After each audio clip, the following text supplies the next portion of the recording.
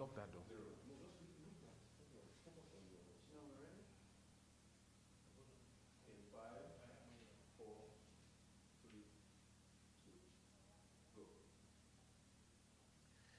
Good morning, everyone, and welcome to this year's Why I Love Real Estate event. This is Why I Love Real Estate 4.0, and it's so exciting to be here with you. We have a great lineup of speakers that will be joining us shortly, and I trust that we're going to have a great time. So for the past 3 years, at Why I Love Real Estate, I've had the privilege of giving the keynote address where I told the attendees each year the reasons why I love real estate. I've done so each year in a bid to inspire the listeners to build careers in real estate. So in 2017, when we started the first Why I Love Real Estate, I shared 7 reasons why I love real estate, and I'll tell you those reasons. The first reason is that real estate is an all-important factor of production, of course, alongside land, labor, and the entrepreneur. So it's very important. The second reason why I love real estate is that real estate makes you a rounded and resourceful person. It requires a myriad of skills, and so it develops you, it formulates you in every area of life. And that's the second reason why I like real estate. A third reason why I love real estate is that real estate gives you the best of both worlds, both field and office. You get to work in the office doing analytical and creative work, as well as on the field doing supervisions, measurements, and inspections. It's just also exciting. So that's the third reason why I love real estate. The fourth reason why I love real estate is that it's really about people, all right? Real estate is essentially helping people, from agency to property management to valuations to facility management. You're essentially serving people and helping them to find, manage space to live, work, and play. So I like that. I like that it's about people. A fifth reason why I love real estate is that real estate prepares you for a life of managing resources, people, and processes. The sixth reason why I love real estate, and of course, I'm sure it's a favorite for most people and was 3 years ago when we did this, is that real estate pays. It's a good paying industry, and so that's one reason why I love real estate. The seventh reason why I love real estate is that it helps you to achieve Ikigai. Now, Ikigai is that point where you are able to merge your passion, your mission, and your profession and your vocation together. You're able to merge all these things, these 4, together and essentially build a career out of it. So you're doing a mission, you're fulfilling your passion, but you're also making money from it. And that's one reason why I love real estate. In 2018, I added that real estate allows me to harness all my interests into one career. I spoke about how I harnessed my 3 interests into a real estate career. I love technology. Those that know me know that I'm a big tech person. I love art and design, and I love new media. And we use all of these things in our practice here at Northcourt, and that's one reason why I love real estate. In 2019, my keynote address was even much more simpler and shorter. So I shared just one reason why I love real estate. Real estate focuses me. See guys, I've had 15 years of real estate experience, and I will not trade it for anything. I've enjoyed a focused and growing career, and I continue to do so. A lot of people are not part of a career that is great enough to keep them focused. But with real estate, I stay focused, and it just balances everything about me. So today, I'm taking a different turn. I will not be speaking on the reasons why I love real estate. I've done this for the past 3 years. Today, I'll be telling you how I actually grew my career in real estate. You see, I've always wanted to be a doctor, a medical doctor. Then later, I wanted to work with computers. But when I didn't get admitted for computer science, I learned about estate management into the University of Lagos, all right? It was then that I discovered that I love buildings. I love managing them. I love transacting in real estate. And I also like the development side of property. So that's the high-level story. But I can identify 6 things that have helped me in my real estate career, and that's what I'm going to focus on in my keynote today. I would always start with mentors. Mentors. The first thing is identifying and developing relationships with mentors. So since I can remember, I could always identify and develop a good relationship with my mentors. These are often older people who are more successful or getting it right in one aspect of life. Many of my professional mentors are not even in real estate, but were able to guide me in it. and guide me generally. So my first boss and professional mentor was the late Alhaji Demola Daudu. Alhaji Daudu gave me a holiday job when I was in my second year in Unilag, and Unilag was on strike then. He opened the door for the firm to me to come each holiday after that first stint. By the fourth year, I was pretty much like a full-time staff and I was paid monthly. But that's not even the story. You see, Alhaji Daudu was one of the best things that ever happened to my career. He was a very tough boss. And he demanded the highest standards from me. Some things he taught me are the importance of proper documentation, corporate writing, taking photographs of everything, preparing and sending reports timely, and most importantly, doing research and keeping a property data bank. I would go to his house after work and on weekends and have long conversations with him. I would help him with chores, go for meetings with him, and basically any and every excuse to be around him and learn from him. He was a Reading-trained surveyor, and so I made sure that I also went to the University of Reading many years down the line. Do not get it twisted. It was not always a joyous affair. Half of the time, he was correcting me. My reports, my writing, my calculations, my designs, everything was always correcting me. But I kept doing more, and I think I kept getting slightly better at it. He taught me so much, and I'm blessed to have met him. May his gentle soul rest in perfect peace. Amen. When I graduated from university, after 5 years, I interviewed for an analyst position of the real estate unit at ARM, which is now Mixer. I got the job. I was so much better qualified and refined than any fresh estate management graduate because of all that Alhaji Daudu had taught me. And at ARM, I met Yinka Ogosolu, who was my boss and then became my mentor. She immediately took over from the work that Alhaji Daudu had done with me, and she took it to the next level, brutally to the next level. She taught me the development and finance side of real estate. She also demanded even more presentations, more research, more reports. She demanded so much more, and I would often never meet up. But she kept teaching me, she kept correcting me, and I kept sticking it out. And if you know Yinka Ogosolu, she succeeds at almost everything she does. So I had to fall in line for my own good.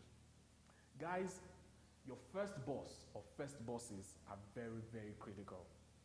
They shape your perspective and approach to work. I had two first bosses that demanded high levels of excellence and hard work. And so that's the kind of person I am today. And I also demand that from my teammates.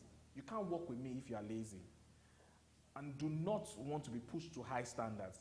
See, I often meet young people that have a warped view of work. They're always looking for the easy way out. They are maimed. They were badly trained by first bosses and mentors. I am grateful to my mentors. And today I've highlighted just two. There are so many of them that have mentored me over the years and continue to do so. Surprise, surprise, Yinka Ogosolu was also a University of Reading graduate. And so the deal was sealed. I had to go to Reading. So this nicely leads to the second factor that has helped me in my career: formal education. Knowledge, they say, is power. Formal education is learning not just about a field or career, but good formal education helps you to know the evolution of things and what has worked and what hasn't worked. I'm a firm believer in formal education. I have a master's degree in real estate finance and investment as well as an MBA. See, both have helped me differently. The MSc helped me to be better at real estate finance and investment, while the MBA has helped me to be a better entrepreneur and businessman. Part of the success of Northcote is owed to this formal education. It was on my MBA that I learned the importance of differentiation, which has been so critical to Northcote's growth in just 7 years. I have also done several courses and trainings on stuff like marketing, design, negotiation, social media, financial management, and the list is endless. But this has all made me rounded. Now, it is evident that I've invested a lot of money in my education, but this has been money well spent, as it has greatly increased my earning potential. But you can also get this knowledge through distance and virtual learning, short courses, training sessions and CPDs. Not everyone can afford the money and time for classroom experience. However, all that education and knowledge without corresponding use of it would not have paid off. I know people that are better read than me, but don't have half successful careers. And that leads to the third factor, formal experience. Unused education is as good as no education. A good education, or a good job rather, gives you the chance to use your education and adapt it to practical and everyday issues. I often tell young graduates, as much as you can, choose your bosses carefully. They say the child of a great man is a great man. So what is the child of a mediocre man? Let that one sink in. I've met a lot of young people that have so little aspiration and professionalism just because they previously worked with someone that painted a mediocre picture of what the industry is to them. So many of such people are difficult to rehabilitate because they got bad exposure in their formative years. Some of them will keep arguing with you on what they call easier and faster ways of doing things. Hear me well, easier and faster is often mediocre. Easier and faster is often mediocre. Good work is birthed in the place of hard work, and you need to get formal experience that will shape you to be a seasoned real estate professional. A fourth thing that has helped me is informal experience. It's not only formal experience you need, you also need some informal experience. You see, real estate is not only multidisciplinary, it is interdisciplinary, which means you need knowledge and experience in a wide range of fields which you may not be able to get formally, but you can get it informally. For example, when I was 21, I was editor of my church bulletin. This was a fairly large church of about 500 members. I oversaw writing articles, designing the bulletin, printing of the bulletin, and actual circulation. I did this for many years. But several years later, I'm CEO of Northcourt, and we earn over 40% of our revenue from writing reports, which needs great editing and design. Where did I get this experience? To be great at real estate, some very useful informal experience you can get very good informal experience through volunteering, hobbies, speaking keenly with friends and other people, just moving around and gathering informal experience. The kind of experiences that you need include things like public speaking, events management, interior design, graphic design, photography, videography, editing, writing, research skills. These are all various skills that you can easily get informally. The fifth thing that I'll share with you today is become a generalist. When starting out your career, even if it is for 1 year, seek out general knowledge and experience about real estate. This means you should get some insight into agency, property management, valuation, facility management, research. Sometimes you can't afford, to just focus on one aspect of real estate, but there are still other ways of achieving this because it's best to start out as a generalist, to be broad. At Northcourt, we try to ensure our new staff and graduates have general experience. We do this by including them in various teams, in all our team meetings, and they can listen to the various teams presenting and talking about their work. This way they are getting and learning about generalist stuff without even knowing it. The sixth thing and final is to become a specialist. You see, once you have tasted some various aspects of real estate, pitch your tent on one, maximum two, but preferably one, and become a specialist. Become so good in that aspect that even those who do not like you cannot ignore you. To become a generalist, you must read a lot of books on the specialization. You must have mentors that are focused on it. You must subscribe to social media pages, email lists that are focused on it. Benchmark with the best internationally and locally. Get certified in that aspect of real estate. Do a master's degree or a postgraduate in that area. Whatever you can afford, do it. Try to afford the best education, the best courses, the best short courses, because you are the best investment you can make. You see, some people rush to buy houses early in life, and then they cannot afford to maintain those houses and live and earn much all through their lives. While some people invest early in themselves, and as they grow, they have higher earning potentials.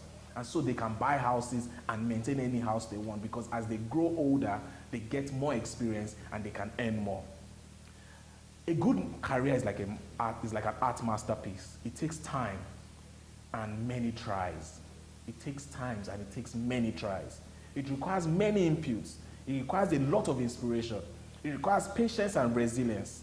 It requires a strong determination to rise above storms, to ride strong waves, to do what it takes, to go through hard work in achieving that masterpiece. Let me ask you a question. Do you know any shortcut for creating a masterpiece? Do you? I don't. And similarly, I don't know any shortcut for a good, successful career in real estate or any for that matter. So in closing, I'll reiterate my 6 points. 1, identify and develop relationship with mentors. 2, get formal education. 3, get formal experience. 4, get informal experience. 5, start as a generalist. And 6, become a specialist. I wish you a stellar and fulfilling career in real estate. Thank you.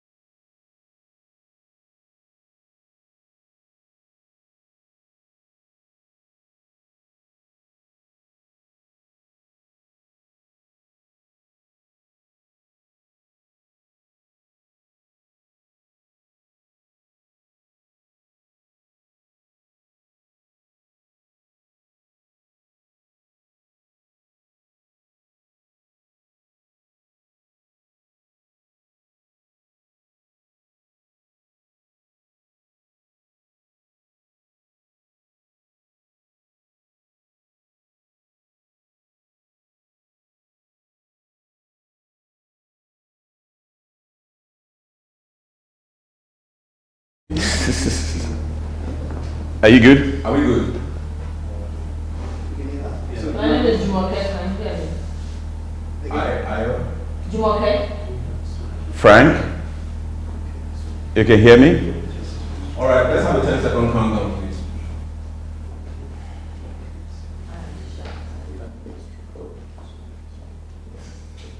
Just put the headphones.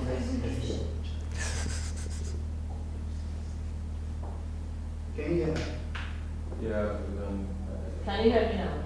Because now you got the microphone. I'm just saying. sorry, man. I'm just saying. But you can hear me. But you can hear me. I'm cool with What's the it. sound? The sound is Echoing. Is that one? No, we can hear your conversation. During the test.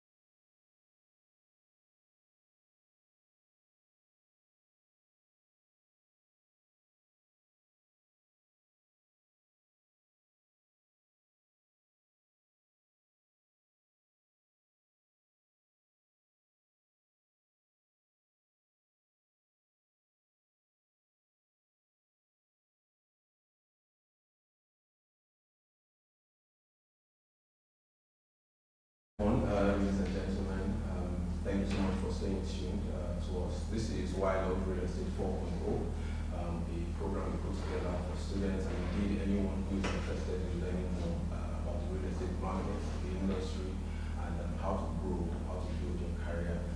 Before we went on a break, we heard from Tayo Agency, CEO of Northport, on how he grew, and we will be sending out those recordings after this session to also be available in the showroom. My name is Ayo Baru, Chief Operations Officer, and it's my pleasure and distinguished honor to be moderating this panel on building a career in real estate. I have questions here from the audience, some I received ahead of time. And to do that with me is the very esteemed senior partner, Mr. Frank Ofosun, and partner at Estate Links, which is Jumoke.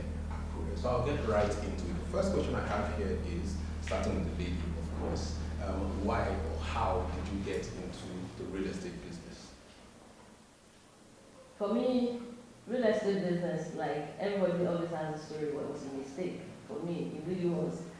I had no intention whatsoever to do real estate. I didn't even know about it until there was this particular year where we lost a year in the JAM system, and my father couldn't afford to sit me at home again another year, and he just said, you know what, I picked up a form for you, and I couldn't be bothered. I didn't even listen to what he said because my mind was that I was en route Italy. I got my admissions and everything. I was going to go to school. I wasn't listening.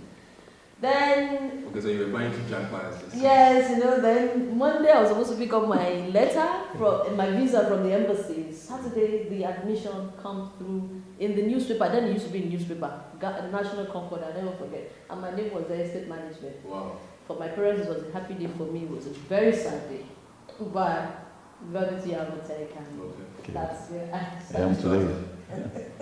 I'd like to hear from you, sir. How did you get into the real estate business? Mine was not a mistake. There was what we call guiding and counseling at that time. And I had an uncle who was a dean of faculty of engineering in Federal Polytechnic Auchi at that time. And a gentleman. And during our normal holidays, it takes us through which courses do you want to do. My intention was engineering. But when the result came back, I can't do engineering. And he said the other option was environmental sciences. And in environmental sciences, you have 3 courses. You have land surveying, quantity surveying, and estate management. And I remember I used to cancel. As an estate surveying then was, nobody knows anything about estate surveying, but the way he marshal what you become owners of estates, you are managers, the way, as an engineer. So I said, I don't want to be surveying land in the bush. I don't want to be doing bills of quantities. I don't want to be doing town planning. I want this. And that's how I got into it. Yeah, that's it. Okay, so now on the back of that, I mean, you've both been in the industry for decades, and your experience spans so many areas of real estate market. What does it take to succeed in the real estate industry? Because we have students out there who are watching you and are saying, I really want to get to this level. I think it's something I can get done. I might not be able to jackpot as you try to, right? But what does it take to succeed in this industry? And what kind of person do you have to be? I'll start with you, sir, seeing that, yours is not a mistake. To become a real estate, I call it a charter surveyor, to love real estate, you have to be very, very knowledgeable in what you're doing, what you want. You must have a passion for it. You must go deep in the profession. You must read it very well. And it takes time. It takes time. And you must be outspoken. You must be knowledgeable. And you must be outgoing. It requires a lot of consistency for you to be able to get into it. And you must be deep in it. And the profession is a noble thing. And it requires you being a professional to be able to meet with noble people. Why do we call it noble colleagues? Why do we address ourselves as noble colleagues? Because the kind of people we interact with are not small people. So it requires you being consistent with what you do.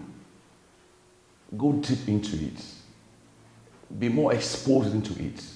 And it gives you that knowledge of being very professional about it. There's something I want to quickly get there, because you said you have to be an outgoing person. Correct. I don't think we need to look at the audience. I know that there are many people who don't like going out. Take me, for example, it is strange that I find myself in environments like this where I'm talking about. I generally find it a bit difficult going out and meeting people. Now, were you always like that, or did you have to learn how to go out, how to engage? And if you were not like that originally, how do you build confidence? How do you build the ability to Correct. go out? Then we'll come to you, madam, on the question as to the kind of person you need to succeed. Real estate is about processes. You have to go through a lot of processes. You have to interact. And you have to be mentored as well. Wherever you are, there's a lot of mentoring. And it's not just writing letters. Skill that has to come into it. You need to develop a lot of things. So whether you're outgoing, you're not outgoing, but do you have the capacity to interact with people? Can you open yourself? Can you be able to tell the audience you're interacting with? Can you open who you are? What do you want? How do you sell yourself? How do you market yourself? Because it's all about marketing. It's a salesmanship on the other side before the professionalism comes in.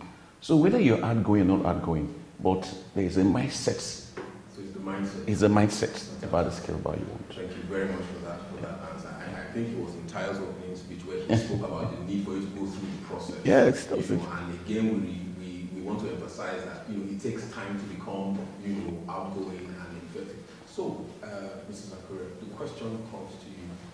What does it take in your mind to succeed in this industry, and what kind of person do you need to be?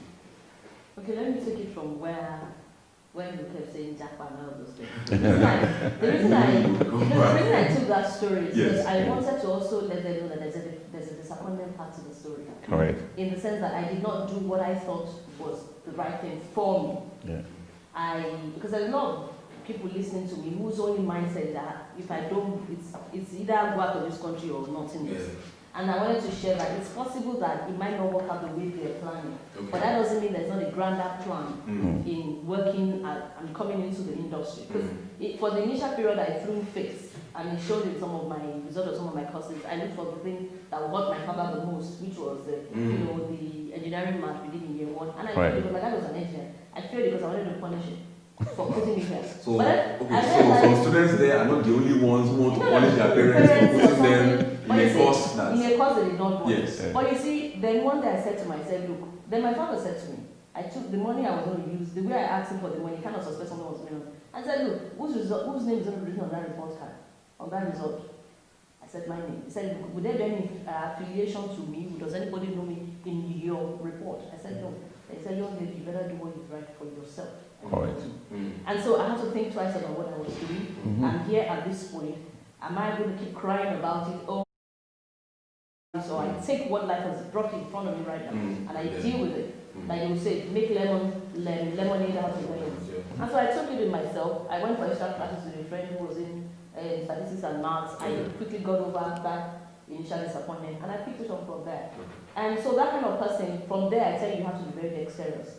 If you look at the amount of courses we learn across the spectrum, it tells you that this profession is going to demand from you that you be very resourceful. Correct. It says what kind of person you should be. Right now, even from school, you might look at some of the lecturers and say, what do they know? Well, and all of those, you know the way we all pick at our lectures and make fun of them. Some of them don't know how to speak English and all that. Forget them. Take the lesson. Because what they're telling you, what they're teaching you, they want you to be broad. They want to stretch your mindset. Because by stretching your mindset, when you come out, like what I call it the big boss, what big boss I say, when you come out and you begin to work, you find out you're dealing with different spectrum in your profession. In your profession. There are, for some people, you do portfolio management. For a lot of people, clients are going to deal with, their properties are the most important thing to them. So you must find out to engage them. It's not just about accounts. Like what you said about being outgoing, you must know how to speak, you must know how to endear yourself to your clientele. So it again starts from there. You first make up your mind from school. I am in this course. I can either flunk it all through, or I can take a decision that I'm going to excel in it. And I'll come out and work in it and excel in it. And because my mind is resourceful, there's so many different aspects of real estate that you can specialize in. I was just chatting with him before we started. I do the auctions. I do that facility management, but I'm doing facility management in the healthcare facilities. There are people that can do, agriculture. Nigeria is going through the agri system now. There's so much that an estate surveyor can become in the agricultural sector. There's so much in the tourism sector. So that's where the profession prepares you to stretch your mind. Believe it, if you can think it is possible in real estate.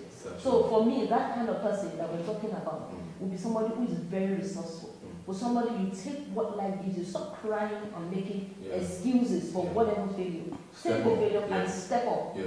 Because there's the only pity party, the only person at the pity party will be you. No one else is coming. People will move on. But you are here now where you can take advantage, you reach the resourcefulness of your lecturers, of your friends and everybody, and build yourself. So that person must be resourceful, that person must be willing to go through the process. Must be willing to go through the process. One of the things that math teacher told me in secondary school is that when we are doing math, we normally do this higher education. And you do you don't mix two lines together, line by line and line by line. The same thing in your life. You do line by line so that when there's something going wrong, you know where to go and start fixing it. That's there's a lot you said, but in the interest of time, I want to pick something from what he said and then tie it into something you said. You see, with all what we've been saying here, you need to work hard, you need to spend time, learn the processes, avoid the pity party and things along that line, lemonade to lemonade. I mean, if I were in university, I would have laughed at that, but I get the point of what you're saying. All this presupposes, it assumes that the real estate industry is important. Now, we here know this. Some people watching us out there know this. But for the person who, like my classmate, was angry with her dad for about 3 years out of the 5-year course, I'll start with you, sir. What makes this our industry very important? The estate management profession is a very, very like my colleague said now, it's a diverse profession. It's very wide. You have, like what you said, you have the valuations on one side, you have the property management on one side, you have the facility management, you have the rating compensations, all sorts. So to the ordinary people, they don't understand what the profession is all about. But to us, even to the younger ones coming, it's a wider scope of work. It requires a lot of things, and it requires men of integrity to be able to run this profession. And that's why, for us to the public, we're like the storekeeper of what assets they have. To even the private sectors, the public sectors, it requires accountability on our part. That's why that same integrity, that same honesty, that same attitude to work council, that's the hard-working part of it. That we take a lot of things into depth. We managed both human and assets. So the ordinary people, not to even talk of the students, it's a very wide profession. You know, just to add to what you said, someone once told me that see everybody that is making money, at some point they're going to come to the real estate market. I said, what do you mean? He said, look, any musician, forget the amount of money he's making, he's going to buy houses, he's going to buy land. Think of any banker, think of anybody who's an artist or creative, people who are in IT, who are in tech. At the end of the day, the money finds its way. But what is happening? What is happening in the business today? Even you, as an estate surveyor, are they the people that are not estate surveyors? Are they one doing your job today? Because how many chartered surveyors do you have in Nigeria? Because all the lawyers want to be speculators in real estate. Everybody wants to be developer. But what differentiates the boys from the men? What differentiates us is the skill we have. Not everybody can write what we call our valuation reports. Nobody can go and defend what that skill is. Nobody. Even the students, they don't understand what is going on. They don't, when they get there, they will understand what we're talking about. It's not just saying we want to sell one land, we want to sell the other. No! What makes us stick is that skill that we've been able to go through that process and become chartered. How many chartered surveyors do you have in Nigeria? So, like my colleague will always tell you, like he said, I decided to go into this aspect. Many of them know about that aspect in healthcare in Nigeria. Facility management. When the COVID came, we gave kudos to her because the way she was able to manage those things. Before, how many of the practitioners understand that even chartered surveyors could do that aspect of facility management? Fantastic. I mean, just to give an intro to you answering that question, why is the real estate industry very important? I know that for people out there who don't, you should try and Google her if you haven't, after this. Your perspective and your approach toward the market is what we follow on. So here you are writing things for governments, you are dealing with continents, you are dealing with healthcare, waste management, and an of the estate industry. You are measuring the quality of the air. And for me, once someone starts to measure air, I start stepping back. So why, in your view, is the real estate industry so important? Because it's going to help someone out there who is trying to say, why did I read this text one more time? Why should I do this assignment one more time? As I was coming to the car, I was trying to remember that Latin, one of those very few words that said quick. Everything that is on land is fixed to land. Land is the beginning and the end of the road. Why is real estate so important? Because, like we've been saying, it traverses everything you can think about in human engagement. And it prepares, the course prepares us to be that person who is able to transverse that array of engagement. Yes, right now we have a lot of misnomer in our systems where people keep saying so many people are doing the jobs, so why do I even need to learn? You are talking about the infinitesimal one, okay, so you are buying and selling, and say, okay, so, but that doesn't even crack at the amount of, at the depth of the importance of a really a professional real estate surveyor and valuer. So there are so many opportunities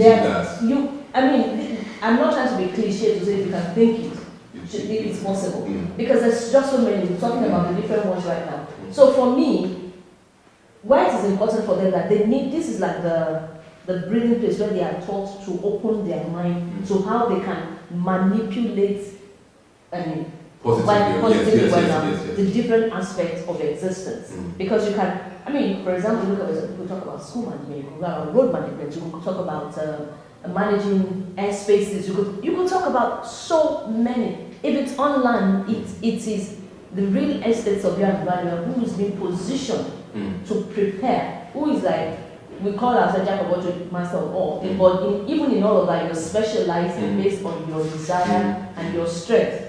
So to say that it is this place that prepares us is a school that stretches our mind to be able to appreciate how to take all that we are learning and apply it to different aspects of human engagement. So if I hear you correctly, you are almost suggesting that it's maybe a bit easy to be a star in certain places, because it's always good to enter the elevator at the ground level. So take for example, I want to go into the real estate market and then focus on agriculture. There are many people there. So if I go in there, going out, looking for knowledge, looking for mentors, I can become something really big, really fast. Correct. Now, my next question is, I think I have maybe one or two more questions. How has the industry changed since when you started and, where we are now? How have things changed? And then on the back of that, where do you see the industry going in the next 5 to 10 years? I'm asking that so that, people out there who are, who want to understand your experience, where you're coming from, and also want to tap into your foresight as to, where's the industry going? I think we've been able to have questions. So it's a twofold question. One, how has the industry changed since, you started as a much younger person, and then going through all the decades, playing flights, meetings, reports, and all of that, and then where do you see the industry going 5 to 10 years time? Any of you, either. Okay, you see, the market, let's say for more than 2 decades that we've been in this profession, it was, how many people knew about real estate at that time? Apart from the few companies, Knight Frank, Fox and Co, this, that, and mentor people. How many people understand the services they render at that time? It has grown tremendously now.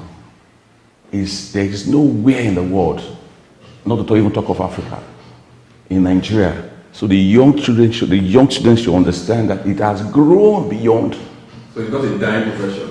It's growing, it's expanding. It's going to go haywire, because every other day there's a lot of things coming out. There are changes. There are technology and advancement in it.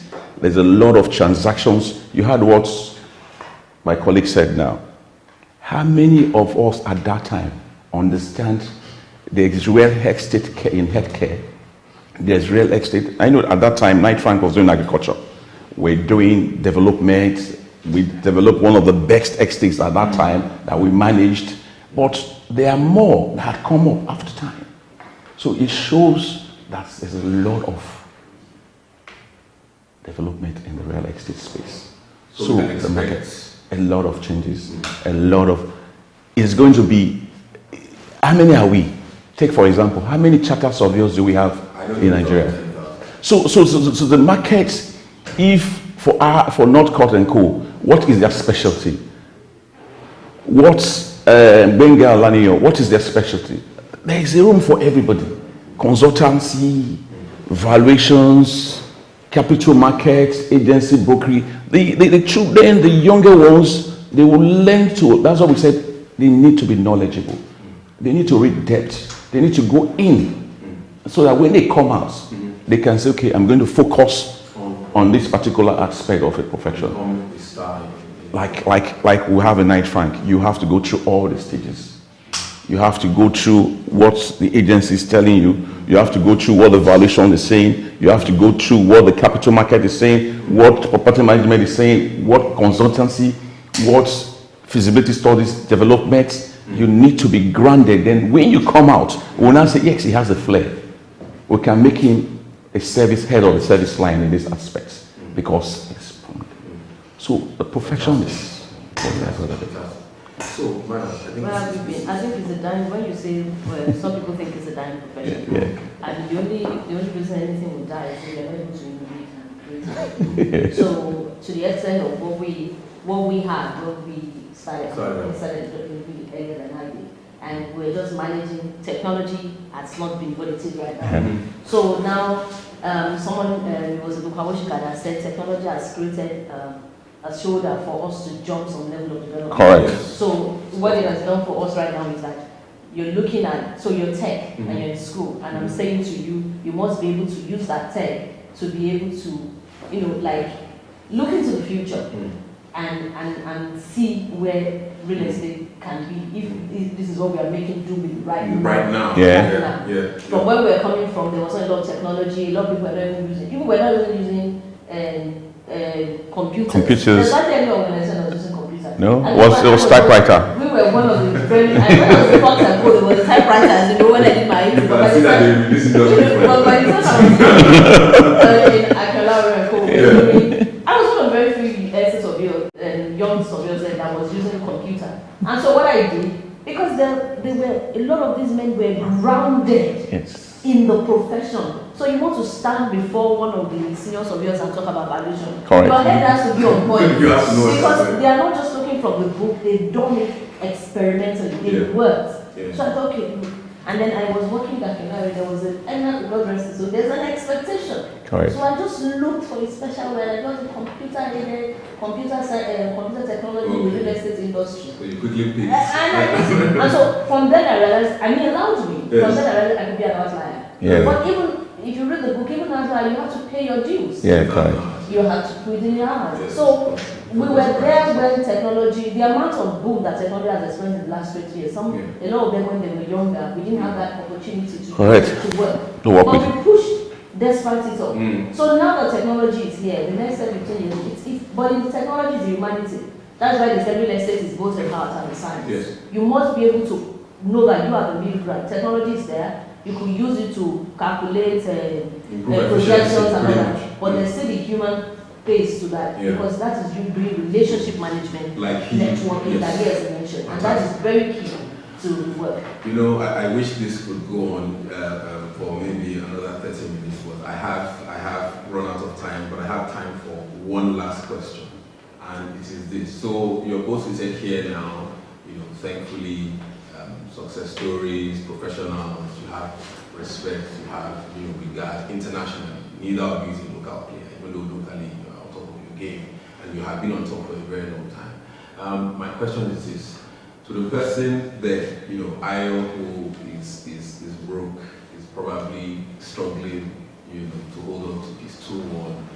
doesn't like half his lecturers, really wants to just go home and sleep, broke up with his girlfriend.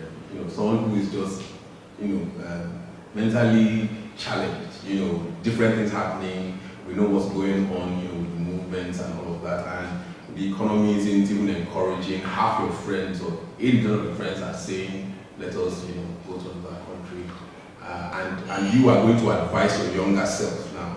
I'll start with you, Mr. Frank. What would you advise an 18-year-old, a 19-year-old Frank, and then Mr. Korea would come to you? What would you advise your younger self? Let's give the hindsight of the things I would have done when I was younger, and no other things that I'm doing right now. Because, like we say, it's the same process we have come because of the way we've been mentored.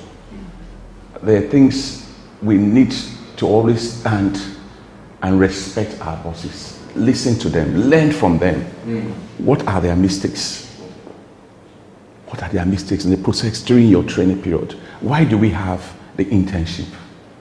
Why do we have to go through those processes? The younger ones come in. Do they have the patience? They need to have that patience. They need to be more focused on that. The passion of what they want. They need to take some bit of risk and look at the future for them. Because like what I would do when I was 25 years ago, it's not kind of instructions, it's not kind of things I would take. But I took a lot of risk because I knew I had a passion for me to take those risks. I was taking those risks. At the same time, I was content and I was patient. I stayed focused. That's why I use that word, with tenacity. So you remain at that level and see how it's going to play out. Is a win-win thing, but you know where your direction is. You just take the ball. Okay, for me, I wanted to say be hungry about the vision, but be very steady with the process. Because could you say that again? He said hungry, be yeah. hungry about the vision, but be steady with the process. Because it's not, you see, a lot of time people, when you use these words, there's so many things that have become cliches, where you say, success takes time. There's probably some people watching us that say, and then you see people that will come and tell you, I made it in 1 year, I made it in 2 years. Yeah, there will be those flash. There will be those flash in the pan. In any generation, there are quite a few like that, who makes you think that, who give an answer that says an otherwise to the success and perseverance story. Correct. But like we say, they're just flashes. They don't form the larger majority. Because anything worth doing is worth doing well, and worth doing excellently well. Right. Unless you just want to satisfy yourself and you don't want to leave trace in the sand of time. Because you see, at the end of the day, you are not a success if you don't have a successor, or you don't have a success story behind you. Yeah. So if you want to run the field, just me, myself, and I'm all fancy and all that, fine. But if you want to steadily build on what others have done, so that others can build on what you are doing, then you must be able to pay the price by paying attention. Your vision will be there. Some people will laugh at you. Sometimes you think, is it water, like what you said? Yeah. I might as well just travel and forget it and all of those kind of things. But I can tell you for free that this land is so rich and so beautiful, it blows the human mind. Correct. And the amount of influence and impact you can make here is unbelievable. Correct. If you start with value, we always seem to start with something. If you are starting with trying to make value, you are trying to create value. What can I do? How can I make this better? Yeah. Always, how can I make this better? You are going on the road, the gutter is dirty. How can I improve this? Something is happening, how can I do this better? It is when you create value, you solve problems. That's when it's not cliche. Go check all over the world. Any success story, what it solved. I'm not talking of flashing. There's a lot of that right now. Yeah. Because hunger, perceived hunger, makes you think that you need to make a quick buck now. Perceived. The only hunger that can run you rockets is if your mind is poor. That's the danger. But if it's a particular amount of items to eat today tomorrow, those ones are not poor. You shouldn't sell your future for that muscle. Okay. Anything worth doing well, it's consistently solving problems. And it's by doing that, that's what I would have told to my own younger self. To say, hey, don't give up that easily. Push through. Learn. Open your mind. And sometimes learn from people, essentially learn from other people's mistakes. You won't live long to make all of them yourself. So learn to learn. So that would be my advice. Yeah, for the young folks there, the real estate profession is a very interesting profession. It's an excellent one, but it requires hard work. It requires, you have to be knowledgeable, you have to be honest, and you have to be dedicated. With God on your side, the sky is the limit. So I will advise the best you can take out of it. Stay focused, stay determined, you'll get there. Don't feel, these guys, they are shining. They went through process. It wasn't always like that. So wish them the best. For me, I would say be hungry. Be hungry to improve yourself, to improve your environment. Always try to be an outliner. Don't always follow the grind and say this is always it. Try to think differently. Try to change things. Things will always be the same unless you think differently. Correct. Try to be innovative and creative in your mindset. And sometimes question the status quo. The authority, But when you're questioning, not arrogantly, no. Sir, can we do this differently? Humbly Because in all of it, no matter how successful you are, if you're not a very humble person, you get nowhere. You can't move too far. You understand? So, it'd be interesting to hear what that's what it's about. So, I would say, stay hungry, stay innovative, and Yeah. always keep looking for how you can create Wow, value. wow, wow.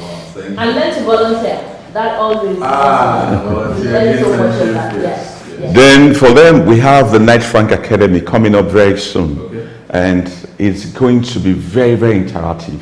And it's going to help the younger ones, once they leave the school, instead of, we don't say they shouldn't do the NYC, but after their NYC, we're going to take them for under 6 months to 9 months. They are going to go through the same processes I'm saying. We're going to train them. They're going to have good resource people. And when they finish that program, and they're going to be well looked after during that program. So there's going to be forms out. We're going to get the bags in, and not just our noble colleagues are going to benefit from when they finish. It's going to be both the public sectors, the private sectors, because they will come and ask for them. Because what we have right now, we don't have well-trained, when we're looking for the young ones to take to our next, we still have to go through a lot of process, training them and retraining them. Yeah. It's like boys going to the law school. It's like boys going to the school of banking and finance when they finish. But we want to, Knight Frank is a school. And it's a school, and that same school, that same learning process we want to impart. Those are one of my visions. I said I want to give back to the younger ones coming up. Because at the end of the day, it's not just about what you learn in school. No. Creativity, Yes. there's innovative, there's Correct. all those life skills. Correct. And I guess that's what's going to be The coming way out. we are going to come and drive. All right, Thank you. and with that, I would like to thank each and every one of you thank you. for staying tuned to holding on to this session. Good. Thank you very much. We'll provide more information on what senior partner of my friend has said. We'll also be giving further details as to the callings of this event. We'll be taking a short 2 to 3 minute break, so please hold on. And thank you so much once again for logging in. I remain Ayo, Chief Operations Officer, North Coast Real Estate. Thank you very much. Congratulations on your anniversary. Are we good? We're good.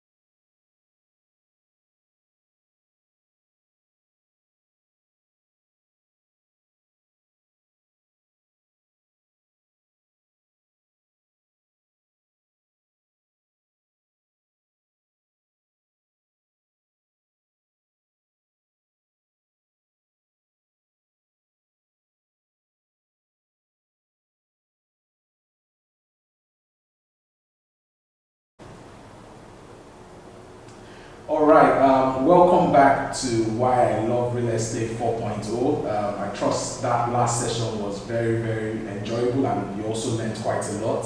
Now I have the privilege of interviewing two fantastic entrepreneurs in the real estate space. I'll start from my far left is Wale Ailara. Wale Ailara needs no introduction. He's a fantastic developer in Lagos that is very well known. He's the CEO of Landway. Wale, thank you so much for coming. Yeah, thank you very much for having me. Yeah, I mean, Wale was at Why I Love Real Estate last year and we had too much fun. We had to bring him back.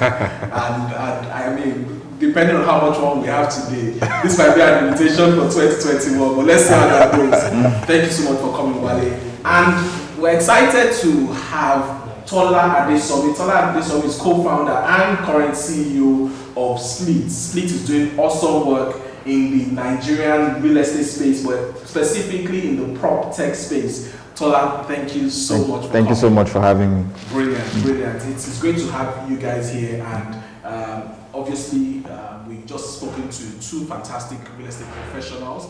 We are now talking to you guys that are real estate entrepreneurs, and you're doing things very, very differently. Yeah. I'm going to start off with you, Tola. I mean, Tola, I know you're a tech guy, and obviously you could do things in fintech, you could do things in agri-tech. Yeah. Why did you decide to come into the property space? Why proptech? Two things. I stumbled on it by accident, right? I was actually building a startup with some friends of mine in fintech. And for me, my view on that was that it was failing, right? And, I was still holding on. And my co-founder at the time, my current co-founder, Split, brought this idea to me. It was a problem he had. He was couch surfing. So he couldn't find a space to rent for a year. And then, the cost of furnishing it and all of that. So he's like, yo, bro, I need you to change this into a product. How do we make this a product that can scale over time? So I was like, okay, interesting. My family background is actually real estate. My grandfather was one of the founding members of the Building Society of Nigeria. And he runs Esha and Associates. So real estate isn't something I'm not familiar with, but I never thought that I would be ending up here, right? Disrupting the kind of things or structures that my grandfather built. So I stumbled on it, and it looked like a different type of problem that people weren't solving well. Yeah. So for me, it was a challenge, and I like challenges. So here I am. Brilliant. Yeah. Brilliant. That's awesome. That's very encouraging. I mean, your co-founder had a problem. He couldn't get a nice one-bed apartment to potentially pay monthly, and he brought it to you, and you're able to create this solution. And I mean, if I can let the cat out of the bag, you have a company that is valued at over $4 million now. Yes. Out of that problem, in just a short time span. I'm sure you will have time to tell us more about that, but that's great. Yeah. Wale, I mean, I know your story, but I'm sure these guys would like to hear. How did you find yourself in real estate? I know you had done some other stuff, but what problem were you trying to solve? Okay, well, of course, I've shared my story over and over again as to how I stumbled into real estate. But most importantly, it was about there was a need that I was able to identify within the space in terms of where people live, how it's been designed, how it's been built, functionality, and how we can build functional spaces in terms of community living. So while I was growing up, I can just leave my house and go to my neighbor's house, and it was a very fantastic neighborhood, and that is really missing in this current time. So I thought to myself that why can't we just have spaces that can bring people together instead of just, okay, I live in an estate, why can't I just live in that environment that I can connect with people that I live with. So for me, there was a lot of vacuum then when I started in terms of how many developers are playing in the space and how they are also bringing innovation and creativity into that space. Now they are also futuristic about it and how that can impact on the designs that they do. So For me, it was just about understanding that vacuum and then researching about it and then saying, okay, what else can we contribute? How can we advance that industry? Or how can we do something different entirely? So it was more of that for me. Brilliant, awesome. And I mean, that's just it. I mean, you guys obviously run sustainable and very strong real estate and proptech companies, you know, in your case, Tola. Yeah. Obviously, I can see that the reason why your companies are growing is because you are meeting a need. All right, you're not just replicating stuff. Obviously, there are lots of developers out there, but everyone knows that land rate does stuff differently. Yeah. You know, so you were able to meet that need. And I mean, the problem you are solving, Tola, there's almost nobody else solving it. So, you know, that need, you know, meeting that need is very critical in being a successful and sustainable entrepreneur. Yeah. I mean, next question I just have in my head is, Tola, how old were you when you started out in entrepreneurship?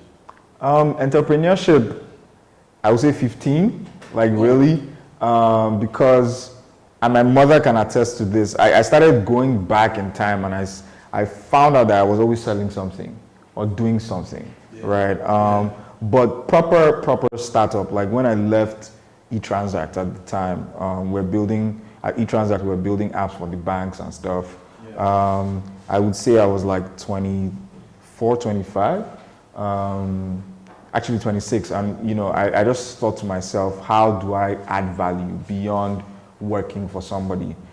Because we were adding value, but in an old way, right? How do we disrupt totally?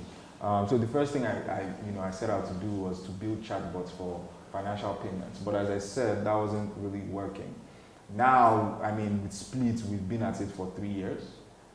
It's been an exciting journey. I'm compared to the younger engineers and founders that you will find today in tech space, I'm a bit older, right? I'm in my 30s, and you find people starting out at 25, 24, 23, doing awesome things, mostly in Nigeria in the fintech space. In the proptech space, for us, I would say we have 2 or 3 competition. And even though, yes, we do regard them as competition, there's so much more that we can do. Especially for us, we say all the time that we're building the Airbnb for Africa. It's literally that. That's how to explain what we're doing. And solving critical African nuances as we do that. So yeah, I mean, I was young, I still am, I believe, but yeah. And I know it's pretty much the same for you, Wale, but rather than you just ask that same question, I want you to take the question notch higher, and I'm probably going to come back to you as well on that. I want you to talk about entrepreneurship and intrapreneurship, right? Because I know if I ask you the same question, you probably started entrepreneurship maybe when you were even 12. Tola started at 15. If you ask me, I probably started like when I was 17. And we could probably tell that it's kind of in our DNA as entrepreneurs. Can you speak to entrepreneurs and intrapreneurs? Are they different people, or should everybody be an entrepreneur, or be an entrepreneur first and then later become an... What are your thoughts on this? Yeah, so not everybody can be an entrepreneur, but also we live in a society that can also put a lot of pressure on you, and then before you know it, you start to think like an entrepreneur. So that society can beat you up to an extent where you just have to do what you've got to do, and then before you know it, you find yourself in that business space. But in the real sense, entrepreneurs are different breed of people. They are people who easily can identify problems and also can identify solutions to those problems. And then take the bold step of going ahead and starting something. Why entrepreneurs are people who support these people at a very high level, who can, they don't really know how to identify problems, but they know how to work with people who can identify problems, and they know how to work within the solution space. So entrepreneurs are people who work with and not for. So now it's turning into... Can you say that again? Yeah, entrepreneurs are people who work with and not for. They work with you as an entrepreneur. So it's different from working for. Working for are people who just work for the salary, and then they don't really have too much value. But entrepreneurs are people who work with. You know, They put their hands and soul in it. yeah. So they are like a consultant So you have within people your like that? business. Yes. So they are like a consultant within your business. They are their own, their service and skill. Their skill is their service. So they are like a CEO within your company. Yeah. Wow. So also they know that, okay, I am in this company to serve a particular purpose. I'm in this company to offer I am Wale Ayala Limited. Yeah. So, but I'm within this space and I'm offering my service. And also, the good thing is that they can also offer that same service for even 7 people without necessarily having a 9 to 5 with any one of them. Wow. So this is what everything is changing to. But there are different breed of people. They don't really have to go out there and start something, but they have enough can-do spirit to support people who can take that bold risk and start something. Because entrepreneurs are the crazy ones. They just want to dive in. They don't really, so they just want to dive in. So they understand problems, and then they are very excited to provide solutions to those problems. So I think these are the two different. Brilliant. This conversation we're having is very, very insightful because I mean we have almost about 1,000 students listening to us right now, and they are in this mix thinking, should I start something? Should I work? You know, and understanding this, you know, is very, very important. Tola, do you want to lend your voice to this? Yes, it's interesting. So even at Split, right, our culture is to hire entrepreneurs. We don't hire staff, so to speak, right? So everybody sort of handles something in-house. Like you are the owner of something. You can't, at my own level, I don't want to micromanage you. I don't want to think about that problem, right? I'm handling the bigger problem, right, at my level, which is capitalizing the company and ensuring that things run well, and, you know, ensuring that investors are happy, ensuring, but when it comes to things like customer success, engineering, product, like, for instance, the person that works in product with us today, she owns the product. So I don't want to have to deal with that. Yes, the deliverables come back to me, but she has to be able to think about how this product works from what Tola and Dolapo's dream was 3 years ago, right? So it's interesting that he said it, that entrepreneurs are people that work with and not for, right? They're not working, which is why in the tech space it's very, very common that you give some of your staff equity as well. Right? They invest equity over time because you can sense that this person is working with this goal, not for the goal. You touch on what I was going to say because this conversation is exciting, but I wanted to say, guys, let us let this thing land properly. All right? There is a financial benefit that the entrepreneur enjoys. Does the entrepreneur also enjoy it over and above any monthly stipend that everybody gets? Because the entrepreneur potentially gets a monthly stipend as well, which is aka salary. But do the entrepreneurs equally get that upside? You know, and that's what Tola is touching on, the equity. Now this is the perspective. Now let's just see it as a pie chart. Okay. So let's imagine it as a pie chart. Okay. The entrepreneur is the one with the whole pie chart. Okay. Is the one with the whole pie chart. Yes. And he has brought in different people according to their level of skill to solve percentage problems within the pie chart. Yes. So is the one solving is the one putting the whole circle together. Yes. But there's somebody in CRM, there's somebody in product development, like I said, and maybe that person is just solving maybe about 10%, 15%. So you also get according to the level of, but there's one big mad guy somewhere that has been able to put the circle together and then saying that, okay, this circle, this is, okay, this percentage was actually green. The entrepreneurs still get a lion's share.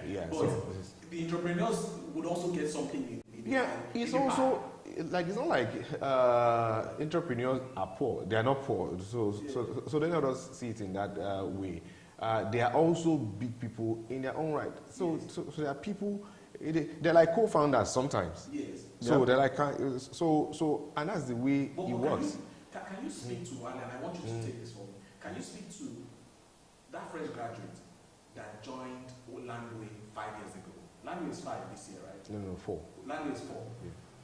That fresh graduate that joined Landway 4 years ago and has stayed, grown, how has that person's percentage of the pie, has it also grown, or is it static, or was there a point that, in fact, he didn't have any slice in the pie because maybe you were even just teaching him or her everything, then it started growing, or how does it work?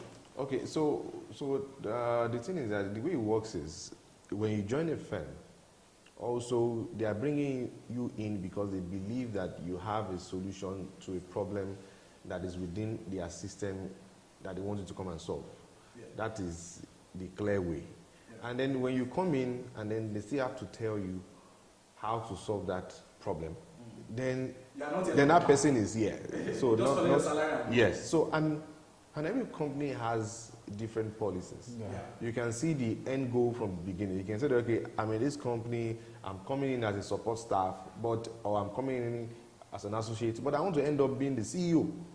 It's clear. Yes. And then you now need to learn what it takes because I know that to become the CEO. You have new CEOs that have broken out of that. Yes. You know, that now has essentially formed new subsidiaries. Yes. And I can imagine that means their pie has grown bigger. Yeah, because as a matter of fact, I'm entering into new portfolio next year, and another person would also take my current position. Oh, you had so you announced this for the first time.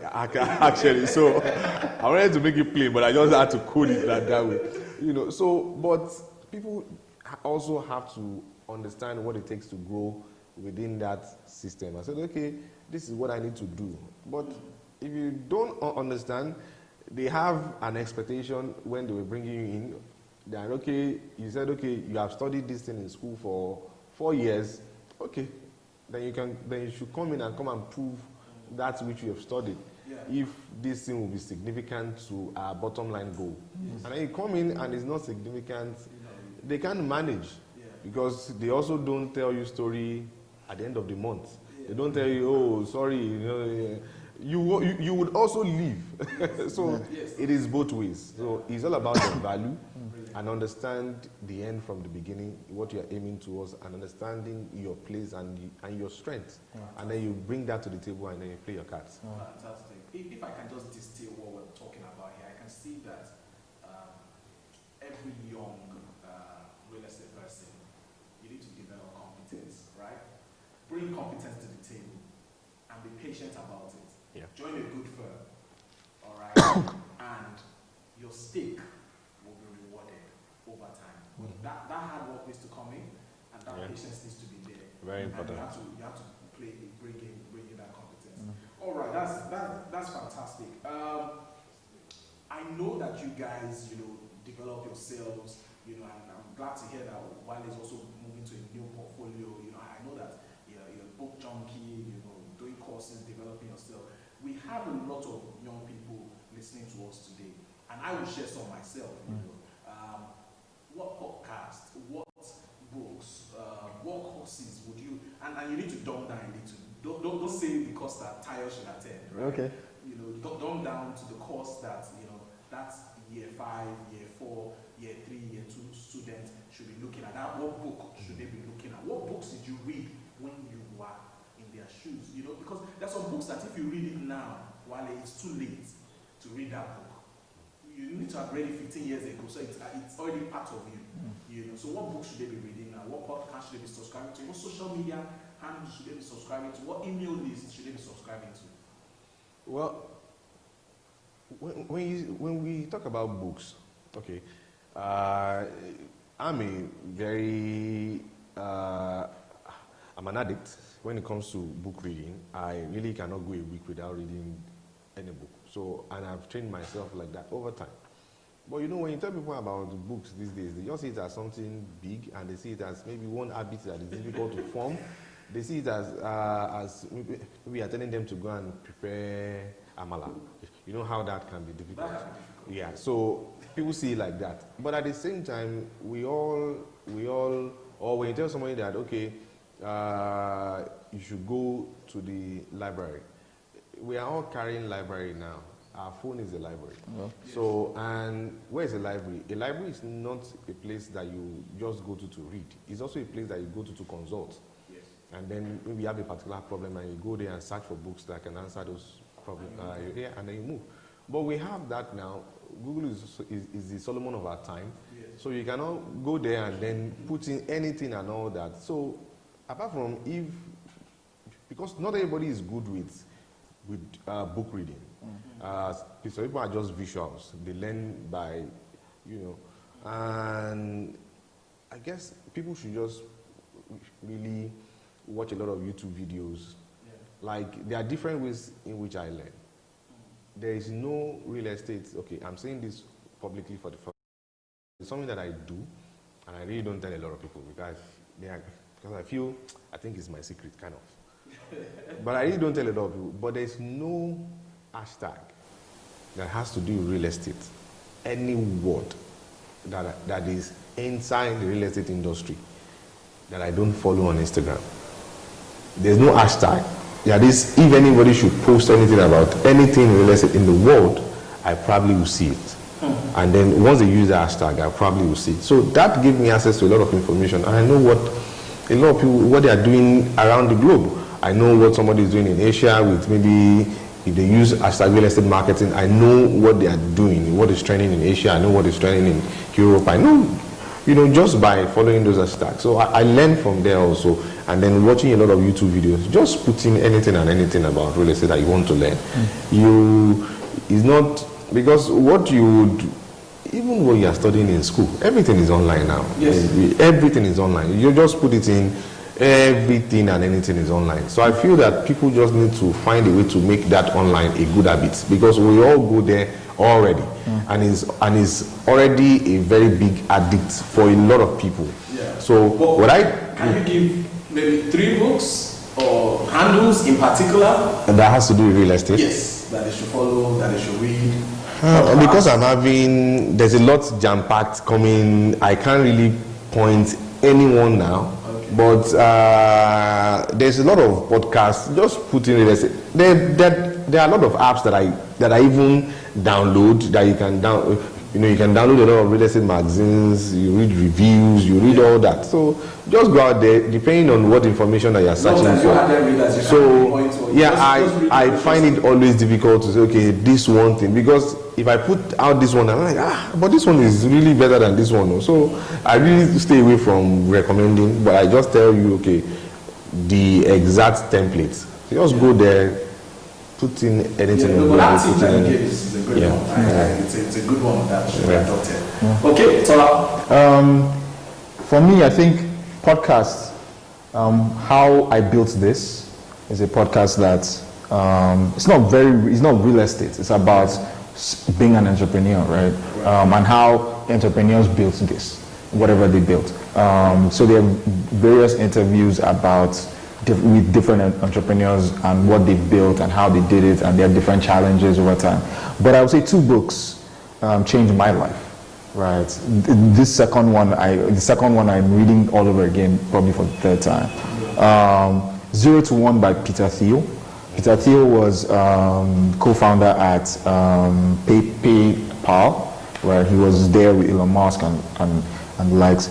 And The Hard Thing About the Hard Things by Ben Horowitz. That book is literally it, because if you read, I feel like I need to read it every year so that we understand that life is hard and being an entrepreneur is harder, right? Because especially in tech space where year on year everybody is expecting multiples. Like we just heard about Paystack's exit, $200 million 5 years after they started the business. Some banks in Nigeria are not $200 million, right? And for us tech founders, we are trying to meet those goals, right? Or meet those expectations of your investors year on year, regardless. So the hard thing about the hard things, it just sort of reminds you about how to navigate difficult times, and that they will come, and it's just a difficult time, right? It's not the time to say stop or I'm not doing it yet, right? Most people give up because it's hard, but life is hard, right? So those 2 books, I would say, changed my life, right? One continues to change my life every other time, right? Yeah. Okay, but I've just learned my voice, awesome stuff, and I'm going really happy about hard things. I've not read that. But one book I recommend to every young person, and it's a Christian book, but it's the purpose-driven life. So I know a lot of those things. I've read that book. And when you're saying you've read that like 3 times, I probably read the purpose-driven life like 5 times. Rick Warren. By Rick Warren. Yeah. It's a fantastic book. It helps you to understand your purpose in life. I find that a lot of people are chasing other people's purpose. Yeah. They're not doing what's really meant for them. Like some people are just saving. I see some people, someone told them to save, so they keep saving and they're sad all their life. Like, they're just sad about it. Some people are spending anyhow, they're always broke, and you know so they don't know what to do. You know, some people are doing some particular thing and they're always complaining. Like once you read the purpose-driven life, I can assure you that you will always be living your best life, irrespective of what's in your pocket. You will always be living because you understand your purpose. You're on a journey. You're just excited about the things that God is doing and has in store. Like the next day is always the best day. Yeah. You have a goal today, but you know that there's still so much more in store because you understand your purpose, and that book is phenomenal. So that's a book I would absolutely recommend. Now, when it comes to real estate books, I mean, I would just say on my Instagram, I did a post on this a few weeks ago. So I put up I think 6-7 books that young people can read. Please check it out. The first one is Real Estate Principles. It's some book I discovered when I was an undergrad, and that book transformed my life. I think it took my knowledge of real estate not higher than a lot of my peers. I'll just leave it at that. Okay, that was a good one. That was a good one. Our time is almost done. It's always great when we're having these conversations. But Tola, if you were speaking to your younger self, all right, what would you tell him to do slightly differently? What admonition will you have for him so that things are better when you are in your 30s? Start earlier. Leave that job. For those that are entrepreneurs. Yes, leave that job. Go and start what you have to start. Because now, as you grow older, the ability to take risk reduces, especially if you're not well funded, right? So if you are younger, you don't have liabilities, right? You don't have any, so you can take the risk. But you don't think, just to balance, you don't think that all that experience you got from working absolutely helped shape who you are today? It definitely did. What I'm saying is start earlier. Okay. Right, like I would always recommend, because it's my journey, that people get experience in a more structured organization, especially if you're going to be an entrepreneur, because then you know how to build a structured organization, right? The way you want it. But I'm saying start earlier, right? Okay. Don't waste too much time thinking about it. Okay. Just go, because you will meet the entrepreneurs that will help you build, right?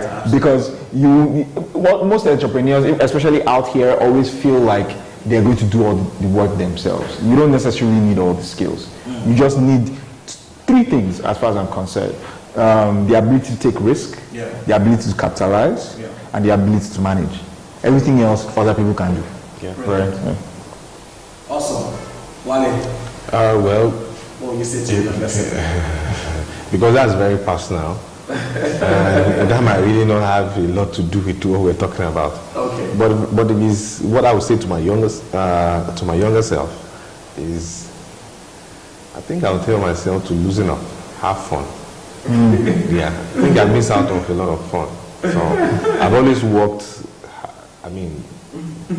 hard, or almost all my mates were having fun and all that, and focused on so many things. But it paid off. Yeah. So, but I've always had these strong work habits.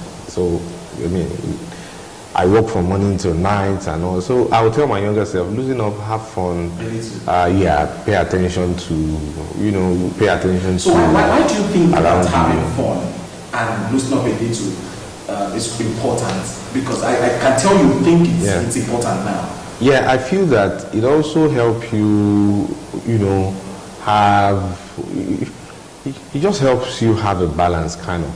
It helps you know so much about other things apart from work. And you meet people too. Yeah, so, and then you meet people too, it just kind of expose you beyond work. Yeah. There are people don't really know that there are so many things that I don't know. I've probably maybe been to club only once, and maybe it was even about maybe maybe 3 years ago, or maybe yeah, it was maybe when I was about to be married. That was the first. So I really didn't do a lot of stuff. Yeah, I just wonder what went on there. You know, and I'm like, okay. So when people talk about those things, I'm like, okay. So when did that happen? You know. So you don't know a lot of songs. No. I'm not really a song person. I really don't listen to most of this. So I was just too focused on building a business, and then just. But it's not. Yeah. Not like I had too much fun. You know. But it's not bad though. It's not really bad.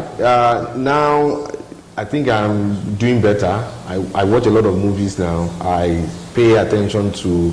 I try to hang out with friends and family now, so I pay attention to those things now. So I guess it's just trust me. That's just life. You cannot be told. I've come for your parties, and they are very well organized. Yeah. I just started learning to do that. Like, okay, call friends up, just have them around, talk about things, joke and laugh out loud. I was telling them. In the office yesterday that next year I'm going to take 1 month off without my phone. I'll just go on a boat cruise around the world, and then yes, of course, with my wife, So, but they all started laughing. One of them was ready to bet with 10 million naira that I cannot do it. So how are you so sure that I can't do it? Yeah. I guess you are able to travel out of Nigeria for up to 2 weeks. I've studied you. Yes, I've not really been able to do it. To travel out for full 2 weeks, I've not been able to do it. I've not been able to do it. So I guess next year I want to pay attention to those things. So that is what I would tell my younger self. That just have some fun. The world will not fall. Yeah. The world will be there waiting for you. So just go out there. Thank you so much, guys. This has been a fantastic conversation. And I guess what you're saying essentially, apart from what it does to you,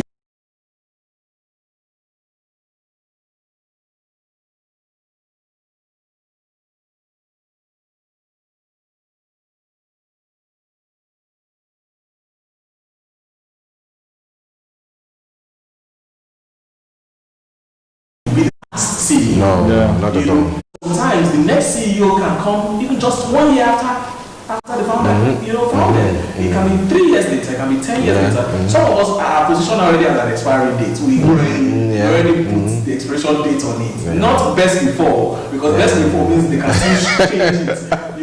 Expiry date of our seniorship, it has been cast in stone. And some of us are actually looking forward to it, because that's why we can take those bonuses. But I just want to encourage the guys out there. Not everyone is to be an entrepreneur. You don't need to knock your head about it too much. Yes, you do some petty business and all of that. That's fine. Build a career as an entrepreneur. In a fantastic organization that shares the kind of values that we're talking about here. That the day you joined, they told you, they showed you your organogram, how you will potentially become a director here, and if you do well, you can become a CEO here. Those kind of organizations, be an entrepreneur there. If you know that you have entrepreneurial skills, build those sorts of organizations that entrepreneurs can join you and build, and then we'll have a truly sustainable real estate industry locally. This has been a great conversation. Thank you so much, guys. Thank you very much. Thank you. So we're going to go on a short break, and then we'll have a final panel. Thank you. Thank you.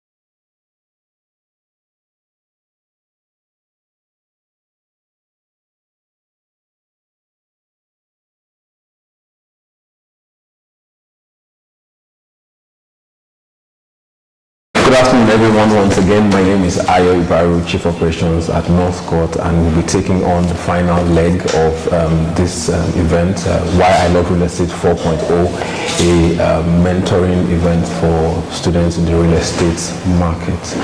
With me here is Olaomi Olashere. She is the partner at Jide Taiwan Co. and Oyin Bamishele. She is General Manager of Northcourt Real Estate. So to start off quickly with Olaomi, just tell us a bit about yourself so we know where you're coming from, and Oyin can do the same, then we go directly into the questions that we have received. Okay, hi, my name is Olaomi Olashere. I head Premium Markets at Jide Taiwan Co. So in Premium Markets, we basically deliver real estate services to high net worth individuals and cooperatives. Our services include the agency valuation, project management, property management, portfolio analysis, consultancy, mainly real estate service. Whatever an HNI or corporate needs with regards to real estate, we try and provide it. As we will probably talk about later, I didn't study estate management or real estate. I studied economics. I have a master's in international economics, banking and finance, but I am a member of the RICS and I am a mediator, so that's me. Okay, pleased to meet you. Okay, so I'm Ada Waganchi, General Manager for Northcourt Limited, and I manage all the business in our portfolio, property management, facility management, brokerage, and as Shad mentioned as well, I'm not, I missed out of this real estate. I'm a chartered accountant, I'm a member of the Generalist, ICANN, International Institute of Chartered Accountants in Nigeria, and I just started, I got to real estate by curiosity. I just wanted to, I had an interest and I wanted to satisfy it. Okay, so I mean, one thing I can get from both your intros is you didn't start in the real estate market. You came in a way, you crossed over. Yeah. Now, I know you did a bit of investment banking, bond trading, and all of that. So why did you make the switch, into the, I mean, she has told us curiosity was what dragged her in, but why? I think the truth is this, I have always been around real estate. I have always I've always been aware of the leasing, the sales, the valuations, the new cities. Yeah. And I've always had a curiosity about real estate. It wasn't something that came on me as, look, I have to do, but it was something that was gradual. Like a seed was sown and it just continued to grow. Whenever people ask me about how I came to real estate, I always remember that when I was about 18, I was going to A-levels Oxbridge in GRA. And I used to take the 3rd Mainland Bridge a lot. And for me, that distinction, there's a part of 3rd Mainland Bridge where you can see it is clear. shacks. And that really brought a lot of curiosity into me, that I am sure that all Nigerians would want to live in a house that they're proud of. Everybody, no matter if it's my culture or it's part of my tradition, I want to live in a house where I'm happy. I'm happy to wake up here.